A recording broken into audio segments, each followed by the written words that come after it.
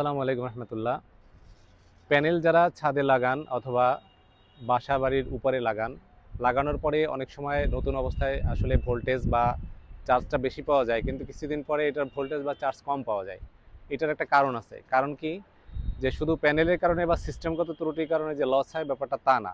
আমাদের প্যানেলের মূল মানে যে পাওয়ারের উৎস হলো সানলাইট, সূর্যের আলো। তো সূর্যের আলো যদি প্যানেলের উপরে ঠিকভাবে না পড়ে তাহলে তো চার্জটা ঠিকভাবে হবে না। আর চার্জ যদি ঠিকভাবে না হয় তাহলে আপনার মন খারাপ হবে, এটাই স্বাভাবিক।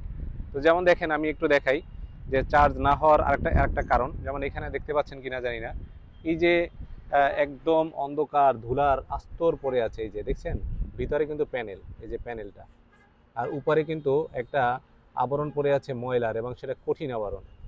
তো বৃষ্টি হইলে ঠিক আছে, বৃষ্টি হইলে ধুয়ে চলে যায়, কিন্তু যেহেতু একটা সময় বছরের কয়েক মাস বৃষ্টি যখন হয় না, তখন কিন্তু দেখেন এই জায়গার প্যানেলটা আমি ওয়াশ করেছি, এই ওয়াশ করা প্যানেলটার জায়গা দেখেন, আর এখানে এই যে এই জায়গাটা দেখেন, এই জায়গাটা দেখা যায়, এই যে দেখেন ভিতরে প্যানেল। তো সূর্যের আলো যদি না পায়, প্যানেল যদি সূর্যের আলোটা ওই পর্যন্ত না পৌঁছায়, তাহলে তো সে পাওয়ার সাপ্লাই ইলেকট্রিক জেনারেট করতে পারবে না।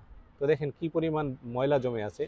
তো আমি কি করতেছি, আমার প্যানেলগুলো আজকে ওয়াশ করতেছি, কারণ আমার প্যানেলে ওয়াট কম দিচ্ছে, চার্জ কম দিচ্ছে। তো আমার একটু ডাউট হয়েছে যে কি ব্যাপার, এত পরিমাণে চার্জ তো কম আসার কথা না। তো আমি ছাদে আসলাম, আসার পরে দেখলাম যে না, একদম প্যানেলটা পুরো অন্ধকার হয়ে আছে, মানে টোটালি চারটা প্যানেল, আমার চারটা প্যানেল, ওইদিকের প্যানেলটা দেখাও, চারটা প্যানেল টোটালি মানে একেবারে যা ইচ্ছা তাই। তো আমি একটু ওয়াশ করে দিচ্ছি। ওয়াশ করার পরে আশা করি যে আমার প্যানেলের যে মানে যে সূর্যের যে আলোটা সেটা ঠিকঠাক মতো পারবে। এখন দেখেন প্রচণ্ড আলো, কিন্তু রৌদ্র, কিন্তু প্রচুর রৌদ্র, কিন্তু ঠিকমতো ওয়াট পাওয়া যাচ্ছে না। তো আপনারা যারা এই প্যানেল লাগান বা সোলার প্যানেল যাদের আছে, তারা মাঝে মধ্যে একটু এই প্যানেলগুলোর যত্ন করবেন। প্যানেলের যদি যত্ন করেন তাহলে প্যানেল আপনাকে ঠিকমতো আপনাকে ফিডব্যাক দিবে, আর প্যানেলের যত্ন না করলে তো দিবে না।